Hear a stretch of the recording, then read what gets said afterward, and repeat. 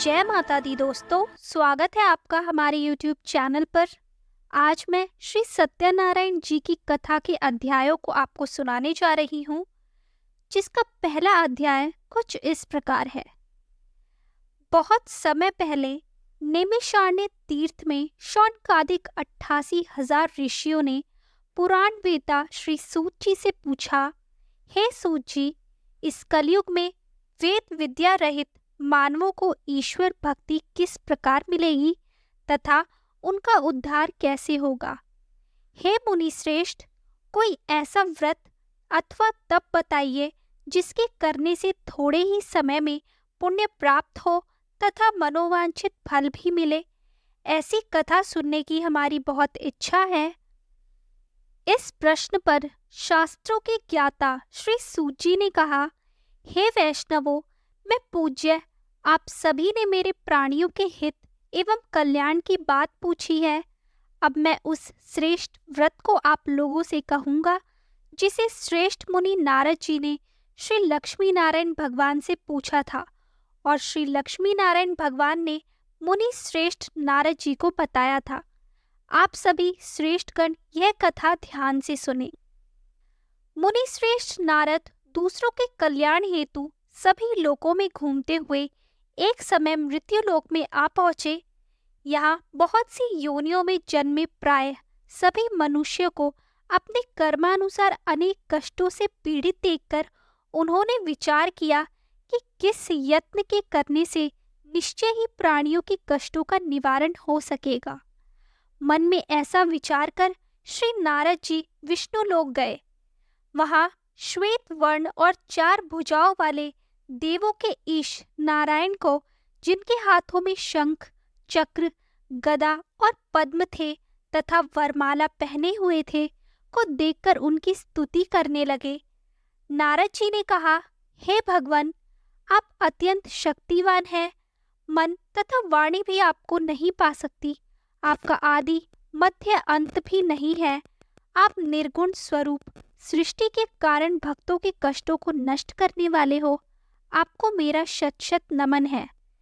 नारद जी से इस प्रकार की प्रार्थना सुनकर विष्णु भगवान बोले, हे योगीराज, आपके मन में क्या है? आपका किस कार्य हेतु यहाँ आगमन हुआ है? निसंकोच कहे।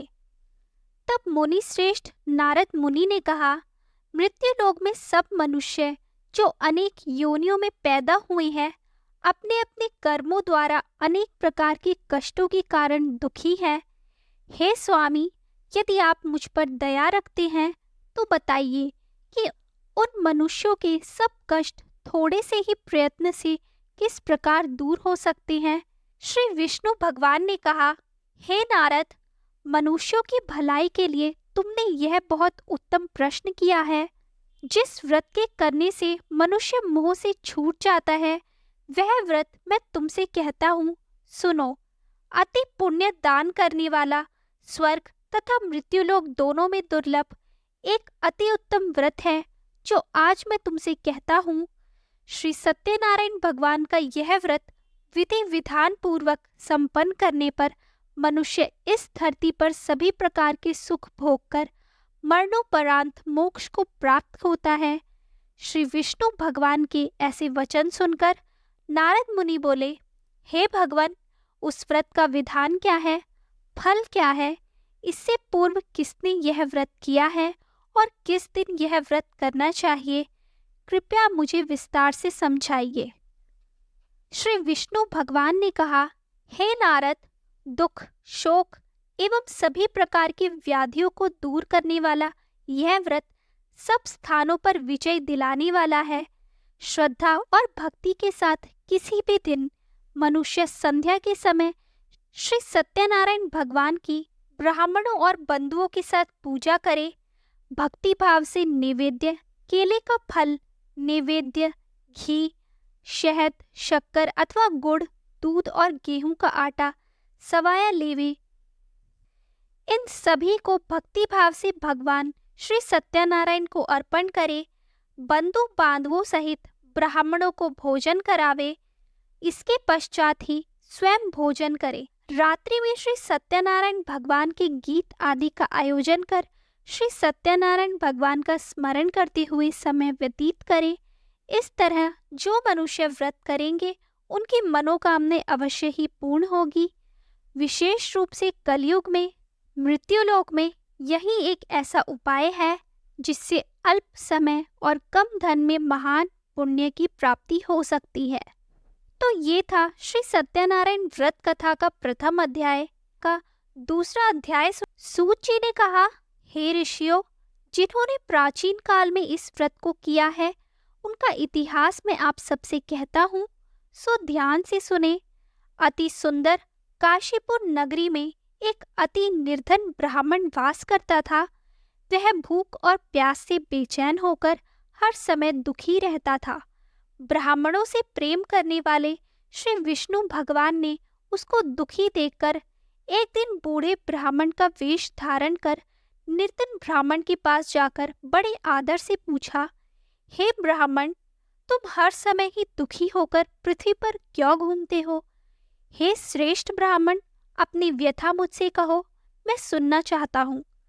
कष्टों से घिरे उस ब्राह्मण ने कहा, मैं निर्धन ब्राह्मण हूँ, भिक्षा के लिए पृथ्वी पर मारा मारा फिरता हूँ। हे भगवान, यदि आप इससे मुक्ति पाने का कोई उपाय जानते हो तो कृपा कर मुझे बताएं। वृद्ध ब्राह्मण का रूप धारण किए हुए श्री विष्णु भगवान तब बोले, हे ब्राह्मण, श्री सत्यनारायण भगवान मनोवांछित फल देने वाले हैं, इसलिए तुम उनका विधि पूर्वक पूजन करो, जिसके करने से मनुष्य सब दुखों से मुक्त हो जाता है। दरिद्र ब्राह्मण को व्रत का संपूर्ण विधान बतलाकर बूढ़े ब्राह्मण का रूप धरे श्री सत्यनारायण भगवान अंतर्ध्यान हो गए। वृद्ध ब्राह्मण ने जिस व्रत को बतलाया है मैं उसको अवश्य विधि विधान सहित करूंगा। ऐसा निश्चय कर वह दरिद्र ब्राह्मण घर चला गया, परंतु उस रात ब्राह्मण को नींद नहीं आई। अगले दिन वह जल्दी उठा और श्री सत्यनारायण भगवान का व्रत करने का निश्चय कर भिक्षा मांगने के लिए चल दिया। उस दिन उसको भिक्षा में अधिक धन मिला, जिससे उसने पूजा का सब सामान खरीदा और घर आकर अपने बंधु बांधवों के साथ विधि पूर्वक भगवान श्री सत्यनारायण का व्रत किया। इसके करने से वह गरीब ब्राह्मण सब कष्टों से छूटकर अति धनवान हो गया। उस समय से वह ब्राह्मण हर मास व्रत करने लगा। सत्यनारायण भगवान के व्रत को जो शास्त्र विधि के अनुसार श्रद्धा पूर्वक करेगा वह सब कष्टों से छूटकर मोक्ष प्राप्त करेगा। जो भी मनुष्य श्री सत्यनारायण भगवान का व्रत करेगा वह सब कष्टों से छूट जाएगा। इस तरह नारद जी से सत्यनारायण भगवान का कहा हुआ यह व्रत मैंने तुमसे कहा। हे श्रेष्ठ ब्राह्मणों, अब आप और क्या सुनना चाहते हैं, मुझसे कहे। तब ऋषियों ने कहा, हे मुनीश्वर, संसार में इस विप्र से सुनकर किस किस ने इस व्रत को किया, हम सब सुनना चाहते हैं। मुनियों से ऐसा सुनकर श्री सूत जी ने कहा, हे मुनिगण, जिस जिस प्राणी ने इस व्रत को किया है उन सबकी कथा सुनो। एक समय वह धनी ब्राह्मण बंधु बांधवों के साथ शास्त्र विधि के अनुसार अपने घर पर श्री सत्यनारायण भगवान का व्रत कर रहा था। उसी समय एक लकड़ी बेचने वाला बूढ़ा व्यक्ति वहां आया। उसने सिर पर रखा लकड़ियों का गट्ठर बाहर रख दिया और ब्राह्मण के मकान में चला गया। प्यास से बेचैन लकड़हारे ने विप्र को व्रत करते देखा। वह प्यास को भूल गया। उसने विप्र का अभिनंदन किया और पूछा, हे ब्राह्मण, आप यह किसका पूजन कर रहे हैं? इस व्रत को करने से क्या फल मिलता है? कृपा कर मुझे बताएं। तब उस ब्राह्मण ने सब इच्छाओं को पूर्ण करने वाला यह श्री सत्यनारायण भगवान का व्रत है। इनकी ही कृपा से मेरे यहाँ धन एवं ऐश्वर्य का आगमन हुआ है। ब्राह्मण से इस व्रत के बारे में जानकर वह लकड़हारा अत्यंत प्रसन्न हुआ। भगवान का चरणामृत लेकर और भोजन करने के पश्चात वह अपने घर को चला गया। और फिर अगले दिन लकड़हारे ने अपने मन में संकल्प किया कि आज गांव में लकड़ी बेचने से जो धन मिलेगा उसी से भगवान सत्यनारायण का श्रेष्ठ व्रत करूंगा। मन में ऐसा विचार कर वह लकड़हारा लकड़ियों का गट्ठर अपने सर पर रखकर जिस नगर में धनवान लोग रहते हैं ऐसे सुंदर नगर में गया। उस दिन उसे उन लकड़ियों का दाम पहले दिनों से चौगुना मिला। तब वह बूढ़ा लकड़हारा बहुत प्रसन्न होकर पक्के केले, शक्कर, शहद, घी, दूध, दही और गेहूं का चूर्ण इत्यादि श्री सत्यनारायण भगवान के व्रत की सभी सामग्री लेकर अपने घर गया। फिर उसने अपने बंधु बांधवों को बुलाकर विधि विधान के साथ भगवान पूजन एवं व्रत किया। उस व्रत के प्रभाव से वह बूढ़ा लकड़हारा धन धान्य से युक्त हुआ और संसार के समस्त सुख भोग कर वैकुंठ को चला गया। तो दोस्तों, ये था श्री सत्यनारायण व्रत कथा का दूसरा अध्याय, तीसरा अध्याय। श्री सूत जी बोले, हे श्रेष्ठ मुनियों, अब मैं आगे की एक कथा कहता हूँ। प्राचीन काल में उल्कामुख नाम का एक महान ज्ञानी राजा था।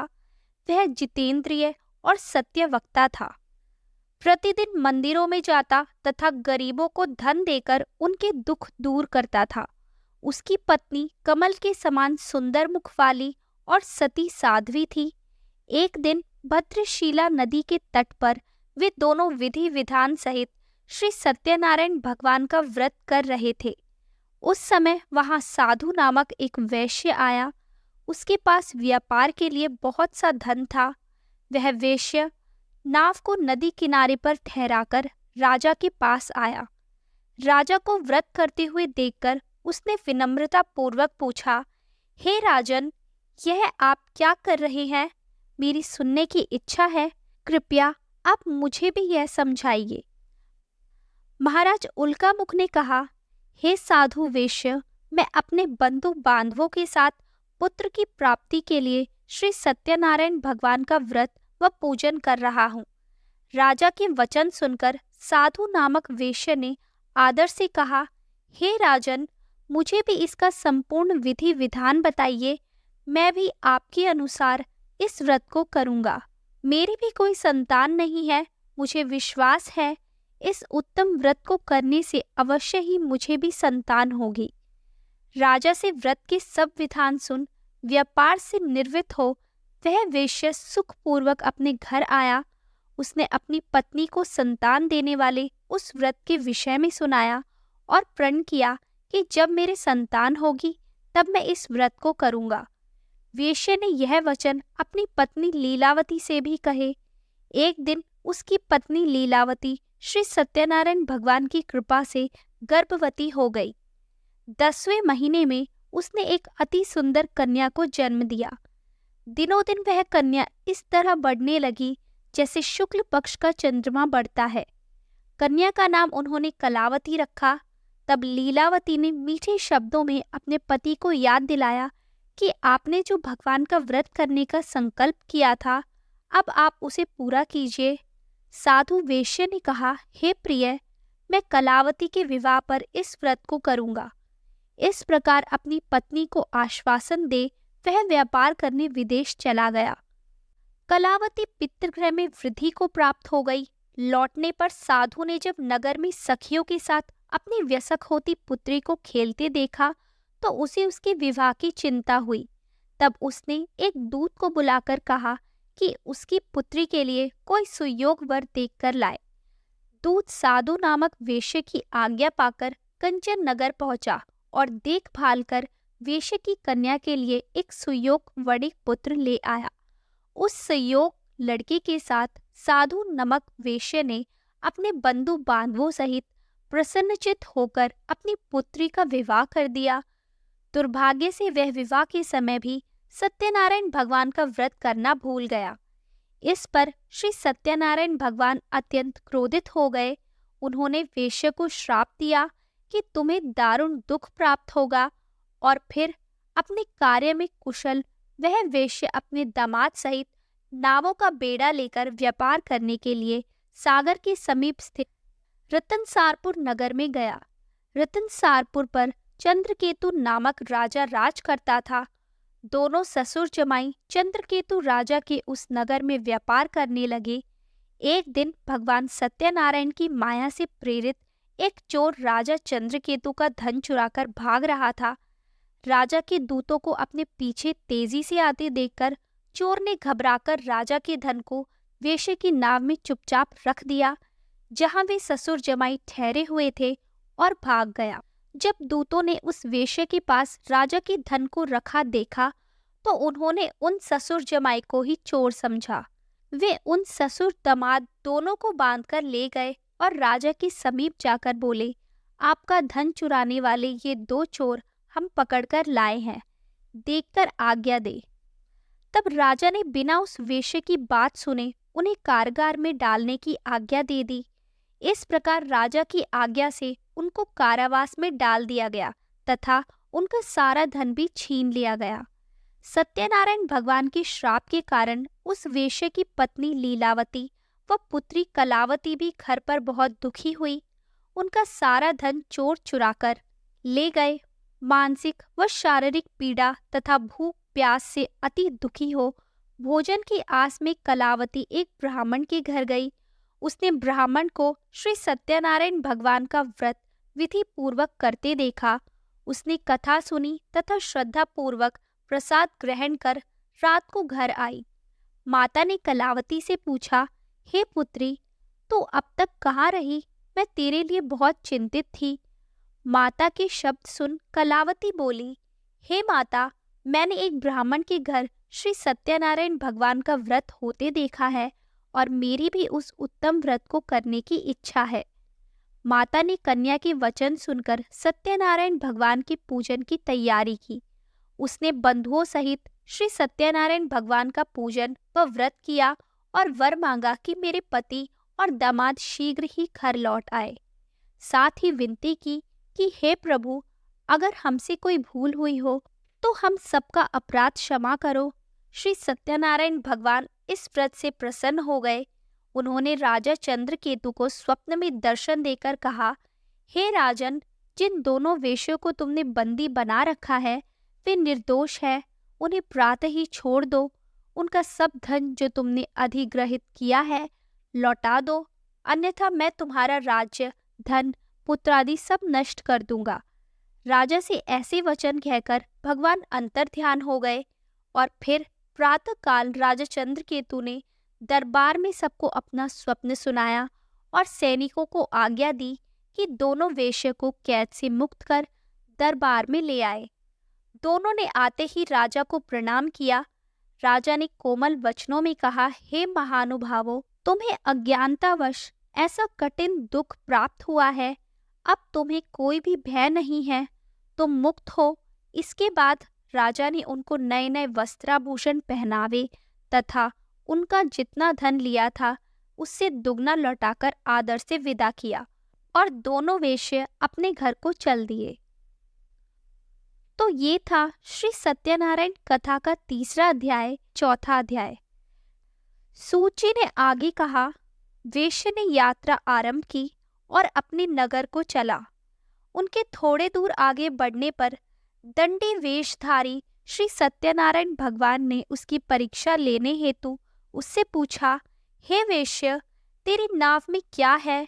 अभिमानी वणिक हंसता हुआ बोला, हे दंडी, आप क्यों पूछते हैं? क्या धन लेने की कामना है? मेरी नाव में तो बेल के पत्ते भरे हैं। वेश्य के ऐसे वचन सुनकर दंडी वेशधारी श्री सत्यनारायण भगवान बोले, तुम्हारा वचन सत्य हो। ऐसा कहकर वे वहां से चले गए और कुछ दूर जाकर समुद्र के तट पर बैठ गए। दंडी महाराज के जाने के पश्चात वेश्या ने नित्य क्रिया से निर्वित होने के बाद नाव को ऊंची उठी देखकर अचंबा किया तथा नाव में बेलपत्ते आदि देखकर मूर्छित हो जमीन पर गिर पड़ा। मूर्छा खुलने पर अति शोक करने लगा। तब उसके दामाद ने कहा, आप शोक न करें, यह दंडी महाराज का श्राप है, अतः हमें उनकी शरण में ही चलना चाहिए, वही हमारे दुखों का अंत करेंगे। दामाद के वचन सुनकर वह वेश्या दंडी भगवान के पास पहुंचा और अत्यंत भक्तिभाव से पश्चाताप करते हुए बोला, मैंने जो आपसे असत्य वचन कहे थे उनके लिए मुझे क्षमा करें। ऐसा कहकर वह शोकातुर हो रोने लगा। तब दंडी भगवान बोले, हे वणिक पुत्र, मेरी आज्ञा से ही बार बार तुझे दुख कष्ट प्राप्त हुआ है, तू मेरी पूजा से विमुख हुआ है। तब उस वेश्या ने कहा, हे भगवान, आपकी माया को ब्रह्मा आदि देवता भी नहीं जान पाते, तब मैं मूर्ख भला कैसे जान सकता हूँ। आप प्रसन्न होइए, मैं अपनी क्षमता अनुसार आपकी पूजा करूँगा। मेरी रक्षा कीजिए और मेरी नौका को पहले के समान धन से परिपूर्ण कर दीजिए। उसके भक्ति से परिपूर्ण वचन सुनकर श्री सत्यनारायण भगवान प्रसन्न हो गए और उसकी इच्छा अनुसार वर देकर अंतर्ध्यान हो गए। तब ससुर व दामाद दोनों ने नाव पर आकर देखा कि नाव धन से परिपूर्ण है। फिर वह विधि विधान से भगवान सत्यनारायण का पूजन कर साथियों सहित अपने नगर को चल दिए। जब वह अपने नगर के निकट पहुंचा, तब उसने एक दूत को अपने घर भेजा। दूत ने साधु नामक वेश्या के घर जाकर उसकी पत्नी को नमस्कार किया और कहा, आपके पति अपने जमाता सहित इस नगर में समीप आ गए हैं। लीलावती और उसकी कन्या कलावती उस समय भगवान का पूजन कर रही थी। दूत का वचन सुनकर साधु की पत्नी ने बड़े हर्ष के साथ सत्यनारायण भगवान का पूजन पूर्ण किया और अपनी पुत्री से कहा, मैं अपने पति के दर्शन को जाती हूँ, तो पूजन पूर्ण कर शीघ्र आ जाना। परंतु कलावती पूजन एवं प्रसाद छोड़कर अपने पति के दर्शन के लिए चली गई। पूजन एवं प्रसाद की अवज्ञा के कारण भगवान सत्यनारायण ने रुष्ट हो उसके पति को नाव सहित पानी में डुबो दिया। कलावती अपने पति को न पाकर रोती हुई जमीन पर गिर पड़ी। नौका को डूबा हुआ तथा कन्या को रोता हुआ देख साधु नामक वेश्या द्रवित हो बोला, हे प्रभु, मुझसे या मेरे परिवार से अज्ञानतावश जो अपराध हुआ है उसे क्षमा करे। उसके ऐसे वचन सुनकर सत्यदेव भगवान प्रसन्न हो गए। आकाशवाणी हुई, हे वेश्या, तेरी पुत्री मेरा प्रसाद छोड़कर आई है, इसलिए इसका पति अदृश्य हुआ है। यदि वह घर जाकर प्रसाद ग्रहण कर लौटे तो इसे इसका पति अवश्य मिलेगा।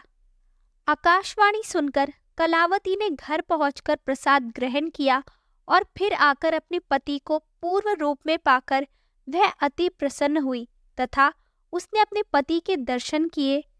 तत्पश्चात साधु वेश्या ने वही बद्दू बांधवों सहित सत्यदेव का विधि पूर्वक पूजन किया। वह इस लोक के सभी प्रकार के सुख भोग कर अंत में मोक्ष को प्राप्त हुआ।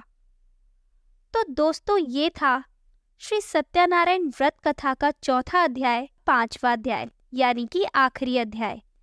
श्री सूत जी बोले, हे ऋषिगण, मैं एक और कथा कहता हूँ, आप सभी ध्यान से सुनो।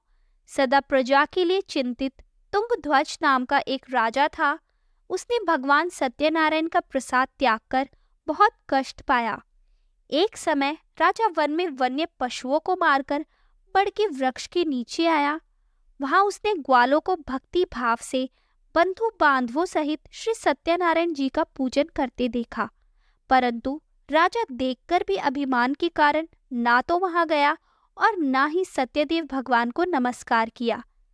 जब ग्वालों ने भगवान का प्रसाद उसके सामने रखा तो वह प्रसाद को छोड़कर अपने नगर को चला गया। नगर में पहुंचकर उसने देखा कि उसका सारा राज्य नष्ट हो गया है। वह समझ गया कि यह सब भगवान सत्यदेव ने रुष्ट होकर किया है। तब वह वन में वापस आया और ग्वालों के समीप जाकर विधि पूर्वक पूजन कर प्रसाद ग्रहण किया तो सत्यनारायण की कृपा से सब कुछ पहले जैसा हो गया और लंबे समय तक सुख भोग कर मरणोपरांत वह मोक्ष को प्राप्त हुआ। जो मनुष्य इस श्रेष्ठ दुर्लभ व्रत को करेगा, श्री सत्यनारायण भगवान की कृपा से उसे धन धान्य की कोई कमी नहीं होगी। निर्धन, धनी और बंदी बंधनों से मुक्त होकर निर्भय हो जाता है। संतानहीन को संतान प्राप्त होती है तथा सब इच्छाएं पूर्ण कर अंत में वह बैकुंठ धाम को जाता है। अब उनके बारे में भी जानिए जिन्होंने पहले इस व्रत को किया। अब उनके दूसरे जन्म की कथा भी सुनिए। शतानंद नामक वृद्ध ब्राह्मण ने सुदामा के रूप में जन्म लेकर श्री कृष्ण की भक्ति एवं सेवा कर बैकुंठ प्राप्त किया। उल्कामुख नामक महाराज राजा दशरथ बने और श्री रंगनाथ का पूजन कर मोक्ष को प्राप्त हुए। साधु नाम के वेश्या ने धर्मात्मा व सत्य प्रतिज्ञ राजा मोरध्वज बनकर अपने पुत्र को आरे से चीरकर बैकुंठ धाम प्राप्त किया। महाराज तुंगध्वज स्वयंभू मनु बने। उन्होंने बहुत से लोगों को भगवान की भक्ति में लीन कराकर बैकुंठ धाम प्राप्त किया। लकड़हारा अगले जन्म में गुह नामक निषाद राजा बना, जिसने राम के चरणों की सेवा कर अपने सभी जन्मों को संवार लिया। तो ये थे श्री सत्यनारायण व्रत कथा के अध्याय। दोस्तों, आपको ये अध्याय कैसे लगी हमें कमेंट करके ज़रूर बताएं। अच्छी लगी हो तो हमारे चैनल को सब्सक्राइब करें और शेयर करना ना भूलें।